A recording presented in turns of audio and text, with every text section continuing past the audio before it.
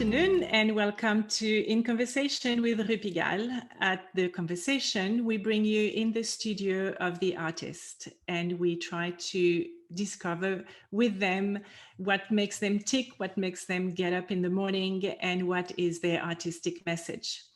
Rupigal is a place where we discover, promote, and support makers and artists. And it's also a club for women who are strong supporters and fervent supporters of craft and believe that by supporting craft, we will create a better world.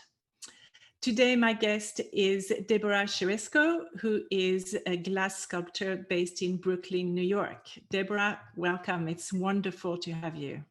Thank you. Happy to be here. So, like most people, I discovered you on the Netflix series Blown Away, the last season. And, you know, I had never watched this kind of series, so it took me a little while to get into it. But once I started episode 2 and I was totally taken by your art, and by the end of it, I said, I want to know more about this artist. So that's why I decided to invite you. But before we get to the series, I'd love to start at the beginning. You grew up in New Jersey and you decided to go to Rutgers University, is that right? Yes. I grew up in New Jersey, USA, and then I went to Rutgers University in sort of central New Jersey, New Brunswick, New Jersey, and studied psychology. And why did you pick that university? Partially for financial reasons and partially because of its reputation. It was a state school, so here in America, we pay for school and sometimes it's cost prohibitive. So education in the United States is not equal opportunity. So I took the best one I could get with the money I had. And it happened also to have a great volleyball team, which was your sport. And sport was what you thought you were going to do your career in, is that right? Oh, yes. I was very inspired by athletics and physicality. And the Rutgers team had a great volleyball team, and that was my sport, that and tennis. So I got on the volleyball team. That was tough, though, trying to manage sports and studies, especially women's sports weren't really supported very much. So I really envied the men because they got a lot of support, tutoring, meals made for them, and better housing. So it really, I think it was a formative moment for me. It like got into my DNA that there was such great inequality, for these two. There was only male and female there. Sports. So it's interesting. We were having a little chat earlier, and that was in the early 80s, and yet Title IX, which is the legislation in the States that forces or establishes equality between gender in the schools, had been passed 10 years before. It looks like it had not reached the sports program at Rutgers 10 years later. And that was your first moment. Was that your first moment of really living the gender disparity, or realizing that, women sports, but could be any other women activity, was not on an equal par with men? Yes, it's definitely an evolution because as a child, all the kids played together, all genders played together, and I just was like, didn't see a difference. And oddly enough, my parents aren't the most progressive people on the planet, yet they didn't keep me from doing things that like boys would do. Right. I didn't say I was encouraged, but they didn't stop me from playing football, say Right. American football. So it wasn't until I got to college that I realized there was a huge difference in the disparity in women's sports and men's sports, and like actually using it as a viable career, even though you're incredibly talented. I wouldn't say I was the most talented, but there was definitely people out there that were so talented, but had no career option. But that was their given, that was what their given talent was. That was what they had to give to the world, and that they were the best at that time. But they had no career path. Mm-hmm. Oh, that talent was completely wasted. Many. Mm-hmm. So yeah, you finish, yeah. Oh, no, I'm sorry. The Wi-Fi is a little spotty, so I apologize if I interrupted you. My apologies. That's okay. It's the way it is. You decide then that you're going to have to rethink your plan because you can't. And can you please mute yourself, whoever came on? You finish university, and then what happens? How did glass come into your life? It was pretty, it was one of those fate moments. Fate intervened. I had moved to New York because I really was sort of opening up to the idea of art. I was in college. I was made aware of a lot of things, and one of them was art. And when I got to New York, I just started meeting artists in the downtown art scene in Soho, where it was localized. And one day we were just walking on the street, and there was a place that was called the New York Experimental Glass Workshop. I walked up the ramp, and there was a furnace, and I'm like, what is going on? So then I saw someone gather that uniquely mysterious gooey liquid out of the furnace, and I was just completely blown away. Okay, we had to say it. Mystified. I was mystified. I was in love. This is it. If there's material love, I had it. Some people don't marry other people. Some people marry materials. Just saying. Well, I think I was married to it at that point. It just became, I was just at one with this material. And it also had an athletic component to it, though. It's not like some things like painting aren't full body experiences always, but glass is. It's very challenging in that way. So I could use that gift that I had, the athleticism, to express myself in art, which is a pretty unique situation to be in, I think, to find that. It is, yeah, absolutely. And it's again about offering the world your talent in one way or the other, and matching it to the situation that you have. That's a phenomenal lesson in resilience and in strength. So my approach to class in the beginning was technical. It was almost like a sport. So it was later in my career became more artistically aware, shall we say, through my connections with meeting artists in New York. Mm-hmm. Well, you had to develop the skill before you got to the artistic part, but you took your master's to supplement that skill set. Yes, then once I had some technical ability and could teach and function alone, I then applied to grad school in New Orleans at Tulane University, where there's a glass department there. And it's not an art school, it's a liberal arts school with an art department. So it's different than just going to an art school. I had other influences besides art there, which was really nice. I like that. I like being a part of the greater world, not just isolated in an art school. It suited me and my personality really well. So. Well, and I think, it's quite obvious we're going to come to, through looking at some of your pieces, your artistic intent is very connected to current event and to what's happening in the world and around you.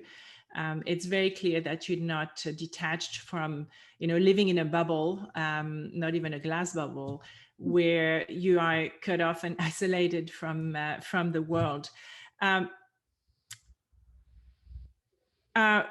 You finished your master's and you had to make a living. So you started making, you were teaching, you were supplementing your income as you could. You created your own company. You still have your company. You make light fixtures or chandeliers. But in the 90s, when you launched yourself and you were trying to find your place as an artist, I happened to live in the States in the 90s, and art didn't have a very big place then. It was all about working as hard as we could to make as much money as we could, and certainly as much as the guy on the left and on the right. So how did an artist at that time find her place? Well, What was the struggle then? well, it is definitely a struggle. I say on the end of the show after the win that it takes support in order to be an artist. Because a lot of art doesn't necessarily, your experimentation doesn't produce financial feedback financially. So I got a lot of help from my first teacher in that Bill Gunerath, who's now at Corning Museum of Glass, was instrumental in allowing me, who had very little financial means, at this point, I could barely pay the rent. He allowed me to use his furnace, which was embedded in the nonprofit organization, the New York Experimental Glass Workshop. So he had his own private furnace there. And he wanted someone to maintain that furnace and charge it. And me, his budding student, was that person. So I got to use for very little cost the glass at night, as long as I left him enough glass. It was basically a formative gesture for him to do that for me. And that's what we call access. And we're talking a lot about that nowadays with people of color having access to glass, for example, because it's really weighted in one direction as far as race goes in the glass world in particular. And some of that's based on access or even knowing it exists. And I think that's what I'm really jumping to the future here, but that's what I'm trying to focus on now, is getting access to more people. I realized that was really helpful to me. And that's probably why it's not like these groups of people don't want to do glass necessarily. It's because the access or the knowledge of its existence isn't even there yet. So I'm like starting to, and people reach out to me all the time, and I'm trying to get them in the studio if they're in the Brooklyn area and empower them to do what I did. I want to pass this on. So it's a huge, I think that the knowledge and the access, it goes to obviously the issue of education and equality and all that. There's no doubt. And the added issue with glass is that it's very expensive to be a glass artist. Glass is a very expensive sport in a way, very expensive art. And it's one more hurdle. Where was your artistic mind at the time? I mean, it was the AIDS crisis, wasn't it? yeah, so especially localized in New York, that especially everything in New York was sort of in the Soho, Tribeca area. It hadn't even bled out to Brooklyn yet, the artistic community. And so all the creatives, and I mean, while I was learning to blow glass, the AIDS crisis was looming around me. I'm queer, so that really affected me heavily. We're seeing people I know get sick horribly and die. And so this is another like blow to the heart. The first one was the women's athletics, and now like the world blaming gay people for this disease was really hideous to me. And so I wouldn't say I was a leader in the movement, but I definitely put my body on the line to go and protest as much as I possibly could for that crisis. And that fueled me a lot to, I knew like all along it's growing. I want to put this in my art. I think my artistic vision is a slow burn. It didn't just like happen, but it's all in there. It's my being. I think it's like, I don't separate me from my art, kind of say that on the show. Yeah, no, absolutely. And it's we're going to look at your pieces in a minute, but it's very clear that you are your art and your art is you. There's a complete symbiosis there between the two. You have a really strong sense of who you are right now. how long, when did that come? Was that just that accumulation of moments, or did you always know who you were? Oh, yes. I think I knew all along, but it's just like having the courage to have the voice to present that. So there is a trajectory of awareness that happened with queer people, gay people. When I first came out, it was hard to walk on the street and not get violently attacked verbally. People threatened even physically. So sometimes you have to hide parts of yourself in order to survive, honestly. So that there's a lot of that going on. There's as the world well, the world I live in, not all of the world, the world I lived in evolved. More rights were extended to queer people, and it's freer now. And also, I just at a certain point in your life, you got to show up for yourself. You got to be this is who like you can't just hide your whole life who you are. Um, well, so if it's for survival, I guess you have to. But now I felt like I don't want to go to my grave not fully showing up. I just Yeah. this is it. It takes huge courage. There's no doubt about it. And it takes courage it takes courage when you're not physically threatened, but when you are physically threatened, as you have been and sometimes still are, it is huge. I want to go to the comments here. Thank you for being such an example for young queer artists. So grateful that your voice is being heard by so many. This world needs it so much. That's from Esther, they, them, which is wonderful. Thank you, Esther. So I'm going to share the screen. We're going to go a little bit into the technique because the technique is important, but we're really going to focus on the pieces and oops, sorry. That's the end. Yeah, I know, sorry. Here we go. So,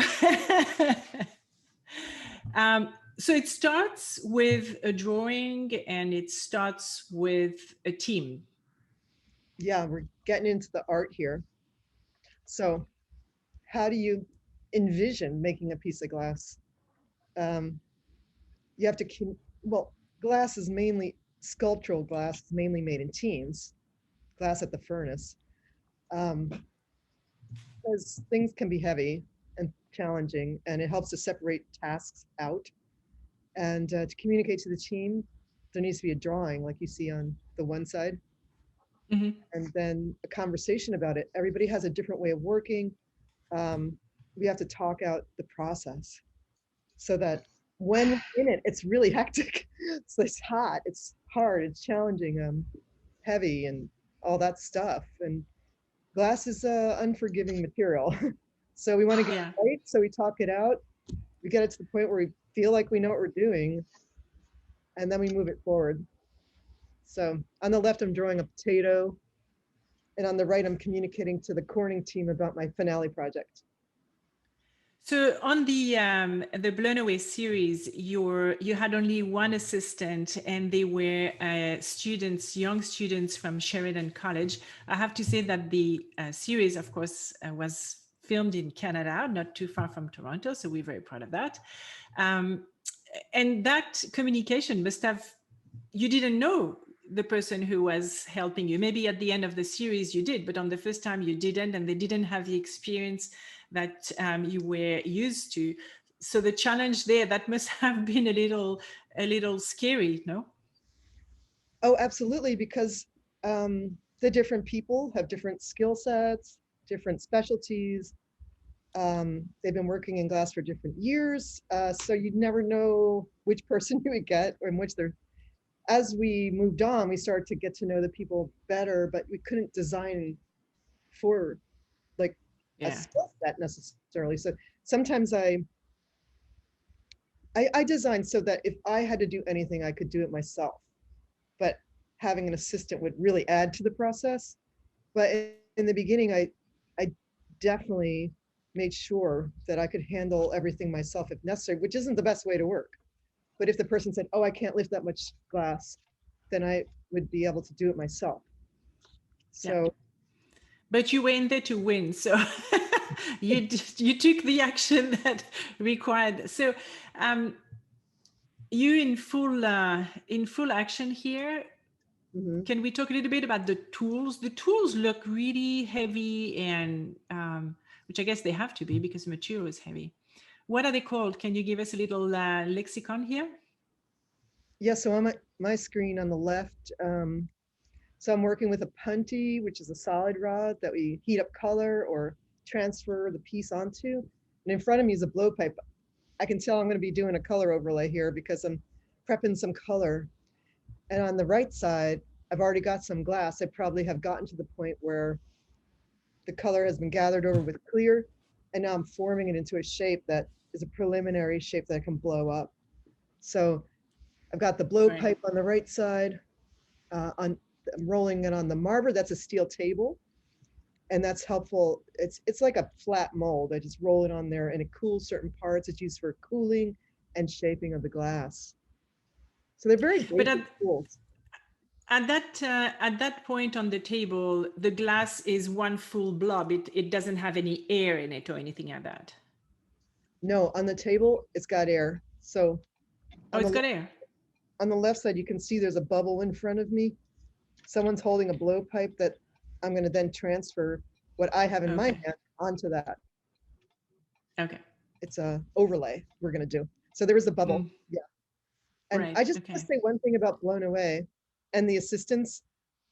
They delivered as much as they possibly could. I just want to give a shout out to them all. And also, on Blown Away's behalf, what they did was they put most of the onus of the piece onto us so that we had to do it.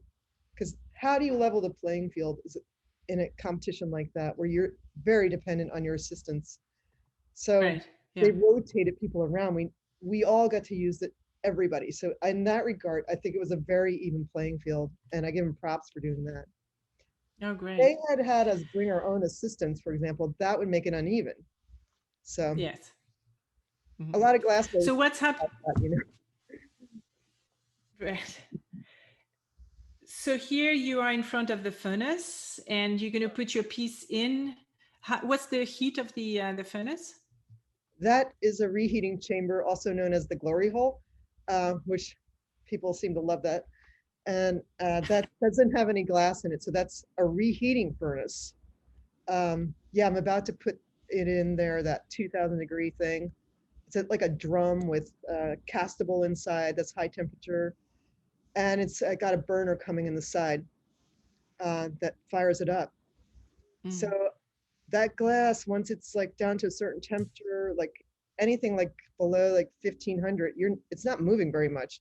So you have to keep that thing really hot and moving around in order to do anything with it. You can't sculpt it, can't blow it up if it's not at that temperature. Like you only get a certain amount of time to work on it. So we're constantly going in and out of that glory hole, basically. Okay. And it's only by experience and knowledge that you know when the glass is ready, is either too cold or too hot or ready to be sculpted. Yes, experience here really does matter. So you make a lot of mistakes over your career and you're like, oh, I got it too hot. Oh, it's too cold.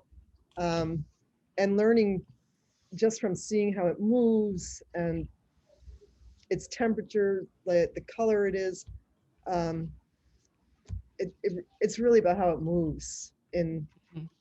and really controlling that mass. Once it's hot, it gets crazy. You got to control it by either gripping the pipe harder or go faster, whatever your intent is for the shape. You got to, that's where control comes in. And unseen Right. forces are huge here. So gravity, centrifugal force, they multiply as that thing gets hotter. They just the glass responds very quickly to it. Unseen forces, I would say. Mm-hmm. And here, where are we? What's going on here? Here I am sculpting the part of the finale piece, the big egg. This is on the left, an illustration of the big egg, broken big egg. That was the first, good thing I didn't put all my eggs in one basket. Ha. I learned to say these silly puns from going on Blown Away. Apparently that's a technique you use in reality TV. um, so I'm forming the glass with a newspaper. Um, Simple newspaper, you fold it up, you soak it in water, and that pad is really useful for shaping the glass, preliminary shapes, and even more sophisticated shapes later on. It's pretty good because we do some recycling there. I love that. And the glass ends up riding on steam since the paper is wet, and you got to keep re-wetting that paper or it will eventually stick to the glass. Right.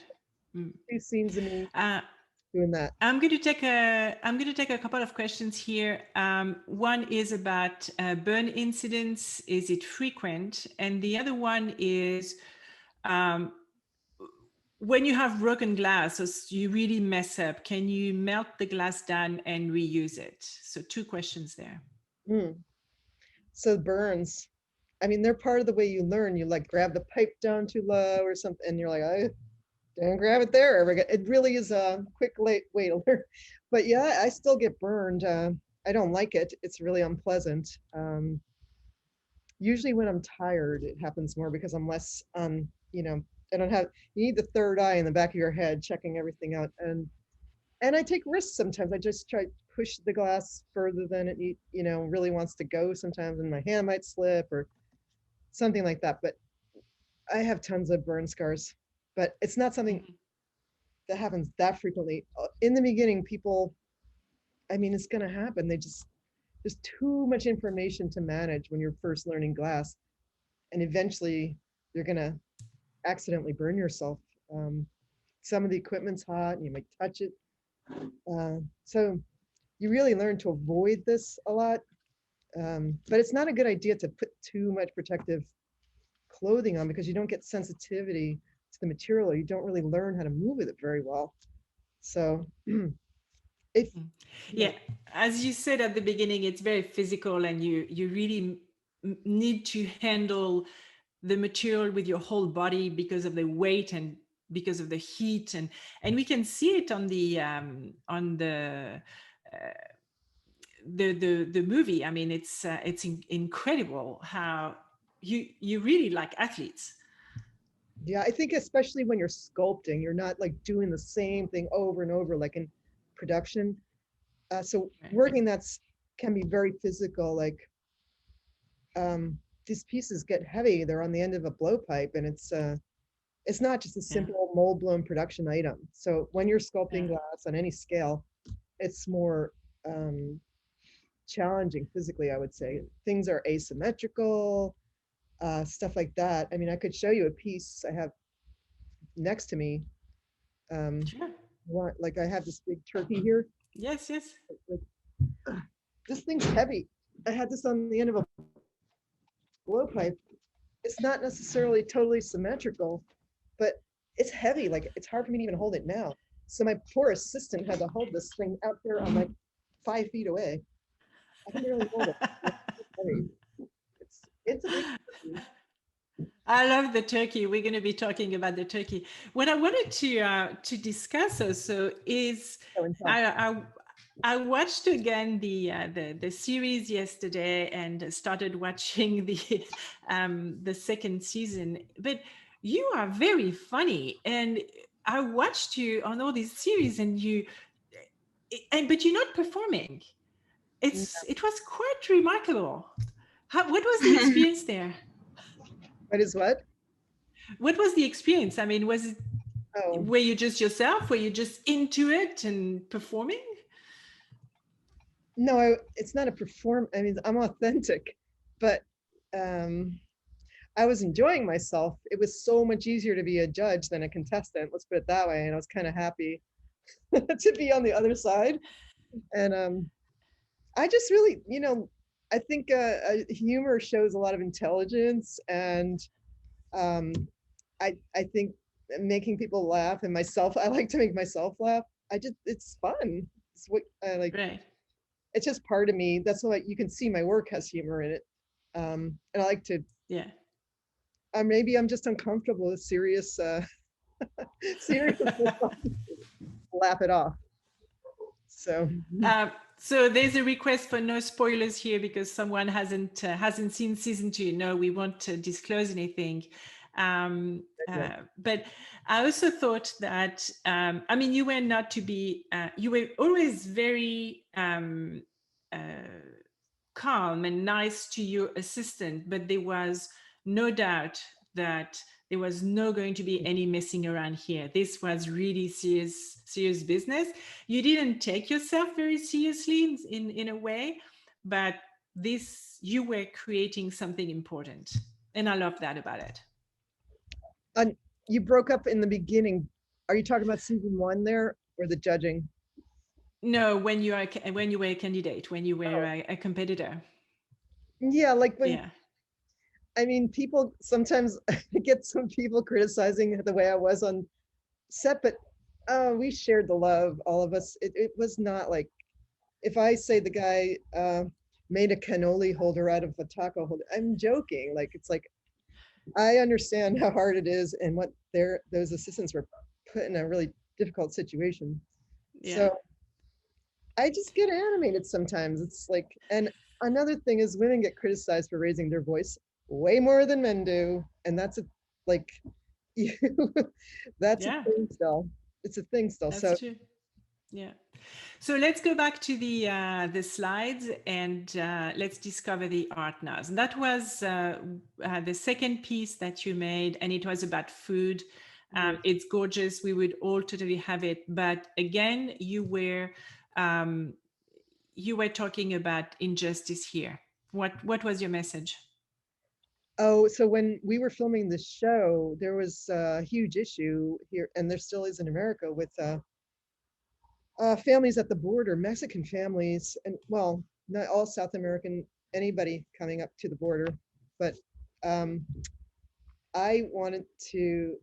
They cut all, they really made the series, so they didn't want to make a big political statement. Obviously, they wanted people to just enjoy the glass, but the Venetian style taco holder was really a shout out to Mexico and how I felt like there's this hierarchy of food. It was a food challenge. And to me, like at the top of the list was a taco. And the top of the list in glass making is Venetian style, Venetian goblets, sorry. So I combined the both to elevate the taco. I really, it's kind of a shout out to Mexico. What we have here though is a set I made for a raffle to support Urban Glass Contemporary Arts Center. So on the show I didn't make this whole set. Now we have a tequila shot glass, Venetian style tequila shot glass, and a Venetian style tequila bottle modeled after a Cuervo bottle, and it has the worm stopper on the top. So Right. really like to combine this concept with everything I do now. It really, yeah. So I say this great injustice that was happening, and hopefully we'll be righted with this next presidency we have. Hope But, so. This one was my favorite. I have to say that I would buy that. I don't know, where are the pieces that you made? Are they in a museum or where are they? Can we buy them? so you can buy them. You can commission me to make the pieces, but these pieces are owned by the production company. That was Right. the contract we signed. We were brought on, not as talent, they would call it. We were brought on as basically employees. So what we made, we were kind of designers for them. They owned that work. So this is actually in a museum in Corning, though. Right. And now this one had humor in it because it was about the ballet, wasn't it? And movement. And then you get stuck. The challenge was to bring the human body, or no, the body in motion. It was called the body in motion. Didn't have to be a human body, I guess, but since it was a ballet dancer, I figured she'd be like into the human body. And this is where I sort of turned it on. I'm a sculptor. I don't just define myself by making, blown objects. So I define myself as a glass sculptor. I study blown. I studied solid working with different maestros, and I knew competitors at that point, the other two people standing really weren't sculptors. So they didn't study solid sculpting. Not that they weren't sculptors, but they didn't study solid sculpting in glass. They were more blowers. So I felt like I really had to go for it. But this is when I was really fearful because I didn't know if this gets heavy, it's off center. I didn't know if my assistants could handle reheating this. It's on like hanging on by a thread the whole time. You're sculpting this thing on a punty that it can go down in a second, one wrong move. And that's a lot of responsibility to put on those people, whether what they do allows me to move forward or not. It's almost too much responsibility, but I went for it. I said, I got to do it. I got to turn on the sculpting skills. And I knew I could sculpt the human body. And the point of where the ballet dancer connects with the planet the most is through the feet, obviously. The feet are so important to a ballet dancer. So I wanted to give it sort of a pose. I forget what this is called. I never studied ballet. And then I wanted to bring a concept into it where it's, which is this gum, the aspect of gum and stepping in gum. And it's kind of metaphorical of moving forward in life. And it's been so clear watching the political landscape here in America and how hard it is to move forward. We step in the same gum, it seems, over and over and over again, and get pulled back into the same, so that's kind of what I was reflecting on when these politics were just so heavy at this time because of our ex-president. So yeah, it was there's a comment, and I couldn't agree more, saying Nate says the gum was a stroke of genius, and absolutely it was an elegant jab and a humorous jab and fantastic and so clear. The message was so clear. Now this, I really like that. Those are the potatoes. And that was, I have to say, for me, when I saw this one and I heard your artistic message, then you had me at the potatoes. Yeah, well, here it was a botanically themed challenge. And they said they didn't want us to do dime store flowers or something like that. But every glass blower sort of begins by making this simple thing we call the flower. To me, it looks minimally flower-like what we learned, but it's just a technique to just learn about our tools. And I just started reflecting, like, I like weird plant things. I don't like necessarily the flowers. Of course, flowers are amazing. Don't get me wrong. I do like flowers, but I was like, there's other things out there that I find pretty damn amazing. And I was like, I love potatoes when they sprout. And then I thought of the power of this object. Like it's literally feeds countries. It's like it's got so much more, and then you forget about it, and it's sprouting allows it to even feed more people by cutting it up and planting it. So it's like a powerhouse to me. So it doesn't have what a flower has, but it's something like just as powerful, if not more powerful. So it's how I look at the world. There's just atypical beauty, different, completely overlooked segments of society that can bring so much to this world. I mean, I'm in New York. It's a melting pot. I love that about, I want that in my life always. So I want to reflect that side and not what is typical beauty. So, and how everybody contributes to, in one way or another, if we take the time to give them a chance to sprout and bloom. I want to go to the comments here. There are a lot of comments. Yay. I love the message. This was the piece that made me fall in love with glass. The potatoes, literally the most talked about piece amongst the queer community of Toronto. Your message was amazing. And the best twist to the brief for the task. Completely enamored with all of your work, every single piece. So here you go. You came with a really big fan club today. Well, it's clear I need to do a show in Toronto. I think you do. Surreal in person. So still in the food business, but with a different message here.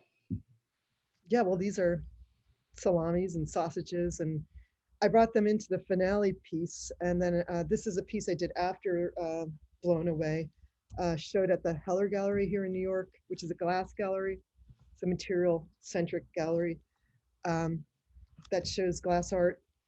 So yeah, it's just reflecting on what I want to use craft as a tool of empowerment, right? Because when craft was being the word crafts, it seemed like a four-letter word there for a moment, because universities were taking the word craft out of their titles. You couldn't even get into a craft department. It was like, I think now that we've been in quarantine, people see that crafting is kind of essential on some level to life. That's what people started doing things with their hands again, because we were stuck. We needed to like do something, and crafts has been shed in a new light, honestly. But it's another one of these things where it's women's work as opposed to, it's been, and also it's like other cultures other than this like colonizing culture that I live in here in America express themselves a lot through craft. And it's also a lot of times women that are expressing themselves through craft. So this is a statement really about, I'm just tongue in cheek, really, shall we say, about what I'm crafting. So obviously meat's tends to be pretty masculine, whether it be on a grill or any kind of meat, because slaughtering the animal tends to be messy. I'm just playing with gender things, and like how like words have genders and objects have genders, and just, I don't know, having fun with it too. Like I said, like humor. Mm-hmm. So, I think that for me, one of the issues of crafts at the moment is that in many ways, it has become so successful that it's starting to go into the realm of art and becoming completely inaccessible. And again, it's creating a segregation, income segregation, where you don't have access to it because there are no schools, and then you can't bring it in your home because it has become art and it's so expensive. And I think that we have to really be careful about that and make sure that all levels of crafts are supported and valued and respected. I think that's really, really important, because craft is extremely important to a community and a society that stays connected. I agree with you. another thing is we're being replaced by machines. As humans, what we do physically is being put into the realm of either a robot or artificial intelligence coupled with a robot. And so I have very little time to claim the space as a place of empowerment before a robot whisks me away and takes my place. So I'm not against progress and things. I just want to use my craft and art with some kind of purpose. I don't want to just make sort of meaningless, mindless things. I want, Yeah. you know, So here the message is about women again and fertility. Tell us about this, because it's not as obvious, but I thought it was fantastic. the egg I used in my finale, it was the central character, I would say. It starts the dialogue and the narrative of my finale piece. And the pieces you see here are part of what I'm calling the buffet collection, because I wanted to make a editions line that people could purchase outside of gallery level work, something more accessible for people, because people really did want to support me, and um, that's amazing thing that happened from the show. To keep helping me get the vision out there does require being able to work. so, Sure. so the eggs, these ones are not the sculptural one from the show, but functional ones and smaller versions. But it was basically, the egg in the show was more about taking over the pedestal, the art pedestal. And that was sort of about gender equality again, evening out the playing field. And but it's an ova, right? it's definitely I'm associating with this as a woman, that I use this to represent me in that installation, that basically, and as a thing of empowerment where it dominated that pedestal, it took it over. It's not waiting for anybody's permission, it's going and getting it. A very Deborah statement. And why not? And But the glove, on the other hand, was about the rights that are being taken away from us, or that we can't have. I think, the glove, it was more about, now I'm thinking about it, it's about stop the insanity. It's a different political message. It was a lighting fixture. And since I did a lot of interior lighting, I wanted to try to do something exterior. So this was obviously I see a lot of stop signs in New York a lot. It flashing before us constantly. So it really it was like it was a big stop. It was really heavy duty that time. And it continued for years politically here. So it was like stop the insanity, basically. That's more what it was about, honestly, to be true about that thing's message. But I think it was, see, this is one thing about the show, that was a lighting challenge. They didn't really want somebody to do a political statement there. So they didn't necessarily tell us that. They just wanted they really were looking for a design piece in that challenge, I think. But that's where you took the risk, because it was very clear that every piece had a political message. And at the beginning, they were a little bit unsure, the judges, and then they get into it. And I think that my sense was that often they didn't necessarily like the piece, but they were so impressed by your determination to put the message in, and your strength and the integrity of your message, that it really won them over. That was a little bit of my reading, and it wasn't that they questioned your technical skills or anything like that, but they didn't aesthetically. I think that it was a little bit too much for them sometimes. What was the piece that took you the most out of your comfort zone? We're going to look at this, which wasn't part of the show, but has elements of it. In what was the piece that really pushed you out of your comfort zone? Well, I mean, the finale piece was really challenging because we were just making isolated pedestal pieces up to that point, and to engage the entire room or half of the room, it's a lot. They gave us 8 hours, and that's not much time really to make anything with a lot of sophistication. So I had to use efficiency a lot, like I had to use really potent elements to engage visually and then flesh it out, shall we say, to a larger, more engaging, something you wanted to enter into and learn the story about. So I'd say that was really challenging. And the ballet piece was, I didn't know where I was going to go with that.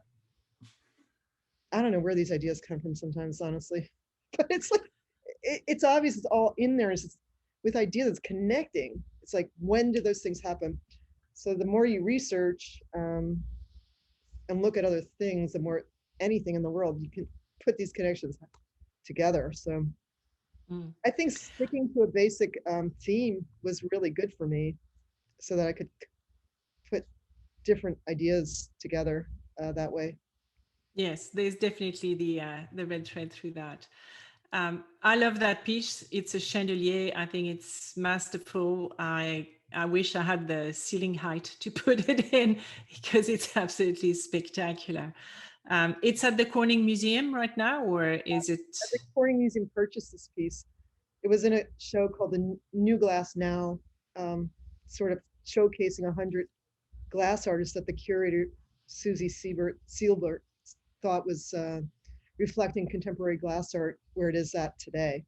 So this came down a year ago, January, a year ago, yeah. But they purchased this piece. So it's fantastic. yeah, do love it. Okay, so now we're going to come, and I'm going to stop sharing because we have the elements in your studio and I really want to see them in real life. So what's with the turkey and the basting? So, Tell us that. get a baster.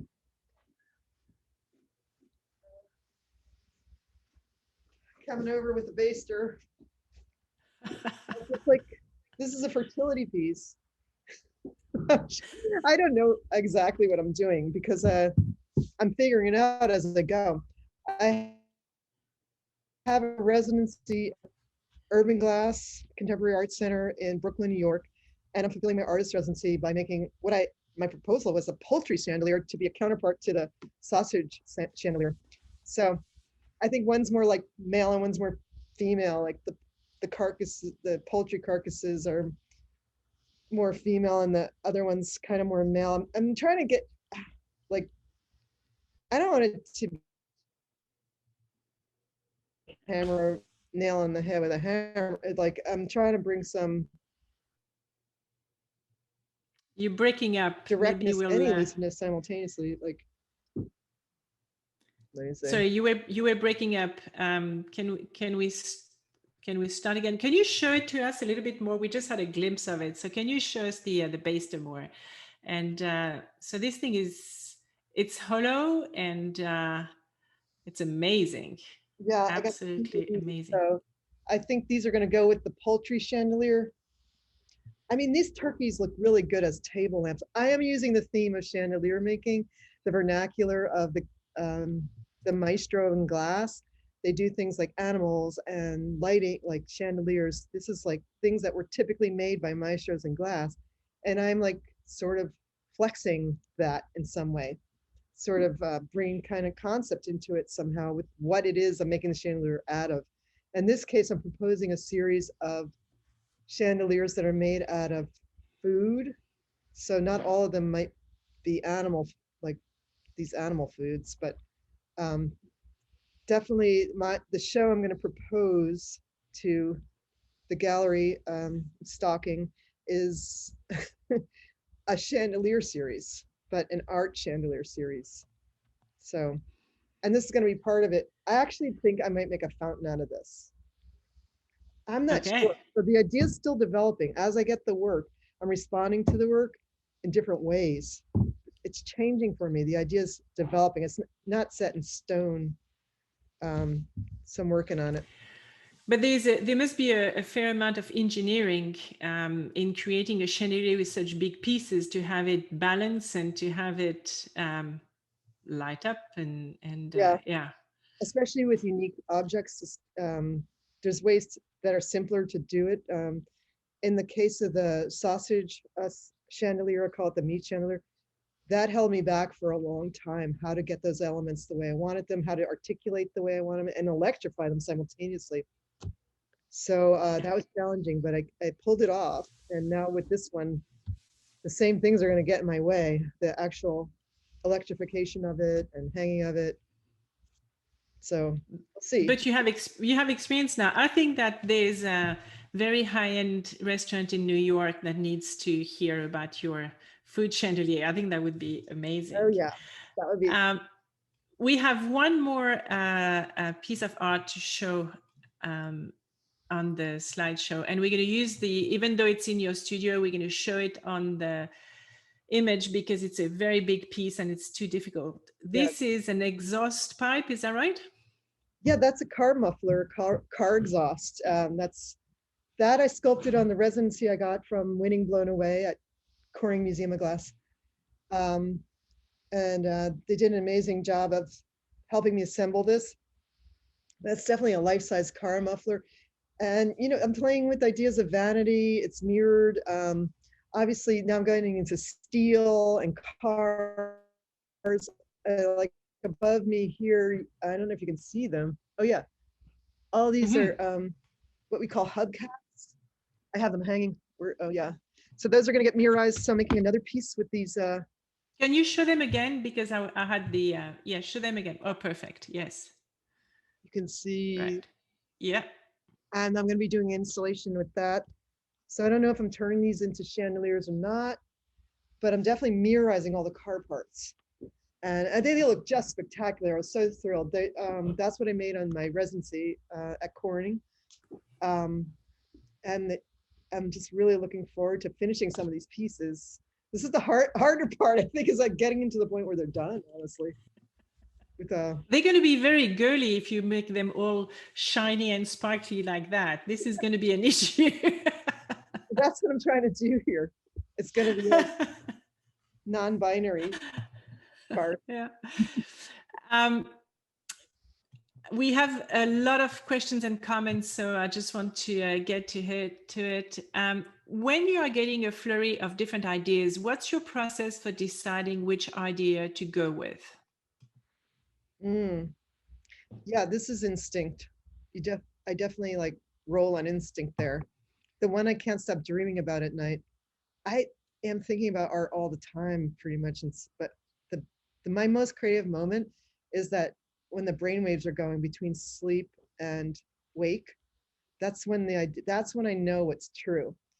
That's when my editing system is not in place. That's when I'm just free and open. So usually before I go to sleep, I meditate for 15 minutes in the lying position. And then my mind opens up. I'm supposed to be able to fall asleep, but then I'm using it for creative purposes instead of sleep purposes. So, and also the same thing happens in the morning. Definitely there's a creative brainwave. Scientists can tell you about that. I don't know what it is. Alpha waves maybe. But that's when some people get into that, like by riding on a train or by listening to a certain noise. But it's like, for me, it's when the editing system goes away, when I'm always editing myself, right? Like just trying to present in a certain way or make sense or whatever. So I'm worried about if I'm saying the right thing, or it's like when that goes away, the mind just is amazing. I love that space. So. And how do you keep track of it? Do you have do you walk around with a little notepad and a pen and immediately you write it down? Or because it's so easy to forget these moments of artistic genius? Not that I would know, but sometimes you have an idea and say, oh, that's a great idea. And then by the time you get to writing it down, it's gone. Yeah, I definitely learned to like write it, some of them down, because things are a flash sometimes, but usually the ones that I really like come back, even if I forget them. But I have this amazing thing called an iPad that you can draw on, and I really like drawing on it. So I want to go to it and do my drawings on there. Because before the iPad, I drew in a way that was collage-like. I would trace and cut out and paste things together, but it took forever. And so now I can do that electronically. It's amazing. Right. Same process. Yeah. Couple more questions. What is a metaphor or analogy you'd use for your creative process, conceptual instincts? Oh, That. Oh, fire. yeah. The challenge I was on. I was thinking that I'm a Leo, so I'm a fire sign. And I think that it really is a creative sign, honestly. And fire does have the power to be creative. And so I'm going to use that for my creativity emoji. So, Why not? We'll take a couple more questions, so put them in the chat box because we're coming to the end of our time. I find it especially powerful when you speak about the meaning behind your work. Do you have any plans for more speaking engagements or programs? What's coming up, Deborah? oh my God. I don't know. There was a lot of cancellations due to COVID. But Yeah. I'm in a museum show right now in New Jersey. There's the Hunterton Museum. I got to get some pieces from that online. It's something called Smart Pet. So instead of talking about the actual metaphorical power of the object, I'm talking about mind control. So Pavlovian psychology in that one. But I don't have any. I don't think I have anything necessarily right now. But I will be posting on Instagram anything I do. I will post it there, either in the stories or on the feed. So that's the way to stay in touch with me. Did you put up my Insta handle? I didn't. I put your website. I should have put up the Instagram handle, but here is the website is here, and In right now. yes. Why don't you put it in the chat? So at DCZEEY, DCZ is my Instagram handle. And that's, I really don't go on Facebook. I just zero in on this one social media. There's just not enough time to do them all for me. I need, so. Did you type it? Did you type it in? Did you put it in? Oh, Yeah. yes, here it is. Okay, brilliant. And someone wants to make a documentary about you. So here we go. You're going to get calls. It's fantastic. Oh, yeah. I'm into that. A photographer contacted me. So the photo you see of Turkey, someone found me on Instagram and we connected and we did a photo session. I'm going to do another one of those next week. Somebody, different creatives want to combine and do things with me. So I love Fantastic. Fantastic. Well, thank you so very much, Deborah. We've come to the end of our time, and it's clear that you have a huge fan base here, very engaged, that you are a leader, and you give courage to a lot of people, whether on the personal or artistic side. It's been a real delight to talk to you. Thank you for giving us that privilege. And thank you, everybody, for joining me and joining us. Next week, there's no conversation. I'm taking a bit of a break. There's a lot of programming coming up in February and March. So watch that space. I invite you to join the club if you want, or just sign up for the newsletter and you'll receive the news. So have a wonderful afternoon, evening, or day, wherever you are. Thank you so much, Deborah. It was fantastic. Thank you. Thank you. Fabulous. Thank you so much. All the support I've gotten has been so heartfelt and meaningful on so many levels. So people purchase things like the buffet collection, and I have been able to employ other people and to help me. It's been very meaningful. So I want to say heartfelt thanks to everyone. Well, I hope that you're going to get a lot of calls after this this session, and you're going to sell out, and all these things behind you on your shelves are going to disappear. That's a wonderful idea. I love it. Thank you.